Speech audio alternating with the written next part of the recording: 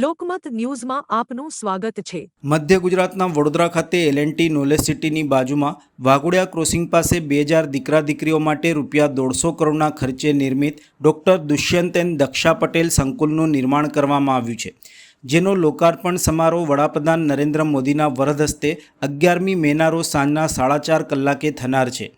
પાટીદાર સમાજના ગૌરવ સમાન સરદાર વલ્લભભાઈ પટેલના પવિત્ર સ્મરણામાં નિર્માણ પામતા સરદાર ધામ માટે જમીન ફાળવણી સાથે સયાજીપુરા જિલ્લા પંચાયત સદસ્ય કમલેશભાઈ ભાઈલાલભાઈ અને તેમના ભાઈ હર્ષદભાઈ ભાઈલાલભાઈ પટેલ દ્વારા 1 કરોડ રૂપિયાનું ઉદારદાન આપવામાં આવ્યું છે।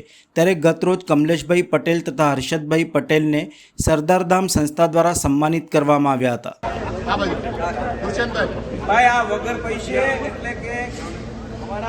રમેશભાઈની શુભકામના સાથે ગેરંટી સાથે આ દસ્તાવેજ એને કીધું એના માટે ફરીને તાળીઓના આંકડાથી બધાય